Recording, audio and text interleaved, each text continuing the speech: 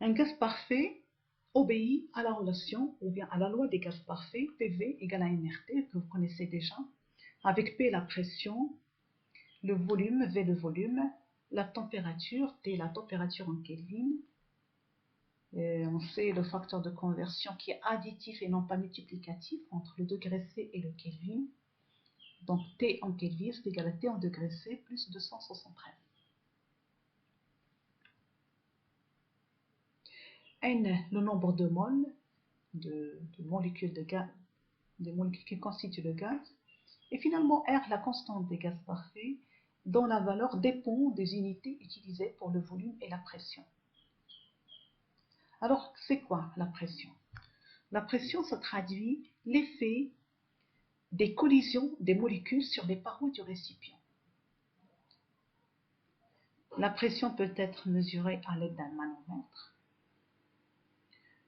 Elle est exprimée en plusieurs unités, l'atmosphère, le pascal, le bar et le millimètre de mercure. Donc le pascal, c'est l'unité du système international. Et vous avez les facteurs de conversion, vous avez le bar qui est à peu près égal à une atmosphère est à peu près égale à 1 bar. On va voir l'utilité du bar, une pression de 1 bar, on va voir que ça fait partie des conditions, ou bien c'est la condition dans les conditions standards. On va utiliser le bar lorsqu'on travaille dans ce qu'on appelle des conditions standards que l'on va voir par la suite. Alors, pour calculer la constante des gaz parfaits, on se base sur une donnée expérimentale qui est le volume molaire dans les conditions normales. Les conditions normales, c'est la pression P égale à 1 atmosphère et T égale à 0 degré C. Et puisque la température doit toujours être utilisée en Kelvin, donc on convertit en Kelvin. Donc le volume molaire, le volume qui correspond à 1 mol de gaz parfait, dans les conditions normales, c'est 22,4. Donc volume molaire, c'est le volume qui correspond à 1 mol. On pourra calculer la constante des gaz parfaits, R égale à PV sur NT. Si on remplace, si on prend N égale à 1, donc le volume sera le volume molaire. Donc j'aurai Vm sur 1. Et donc on fait l'application numérique en prenant le volume en litres, température bien sûr en Kelvin, toujours en Kelvin, et on obtient la valeur 0,082 litres atmosphère, mol moins 1, Kelvin moins 1.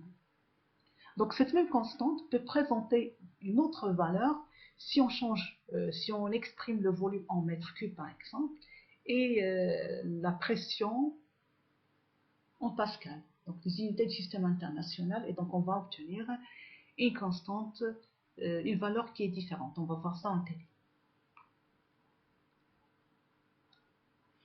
Donc on passe à un exercice d'application très simple. Donc dans l'exercice, on vous demande de donner le volume molaire du dioxygène gazeux à la température T égale à 273 Kelvin et sous une pression P égale à 1 atmosphère. Dans la deuxième question, on vous demande de calculer le volume molaire du dioxygène gazeux à la température T égale à 350 Kelvin et sous une pression P égale à 1 atmosphère. Donc on a changé la température dans la question P. Et finalement, la deuxième question, le résultat serait-il le même dans le cas où, au lieu de prendre le dioxygène, on prend le diazote?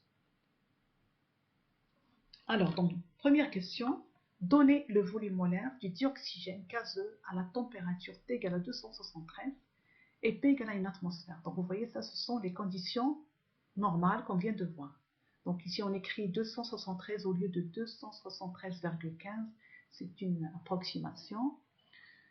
Et donc, en général, on va prendre 273.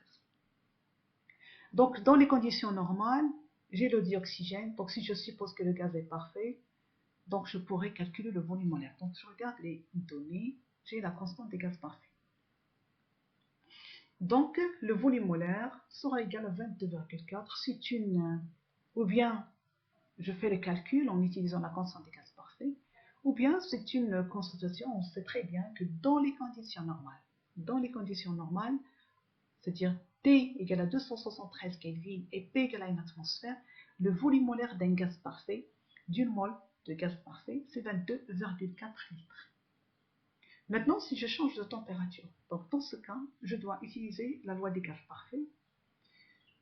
Donc j'aurai le volume molaire, c'est V sur N, c'est le volume divisé par le nombre de moles. Et donc d'après la loi des gaz parfaits, P égale à nRT, donc on a RT sur P, c'est égal à VM. On fait le calcul, on trouve 28,7 litres. Donc quel est le but de cette question? C'est de se rendre compte que le volume molaire peut varier si je change la pression ou la température. Il ne faut pas croire que le volume molaire est toujours égal à 22,4. Cette valeur-là, elle est valable pour T égale à 273 et P égale à une atmosphère et non pas à n'importe quelle température et à n'importe quelle pression. Donc ici, on a changé la température, donc le volume molaire va changer automatiquement. La deuxième question, le résultat serait-il le même dans le cas du diazote? On va dire oui ou bien non. Donc on va voir qu'est-ce qu'on a fait. Dans le cas de dioxygène, on n'a pas utilisé la nature du dioxygène, la nature du gaz, on a simplement supposé que c'est un gaz parfait.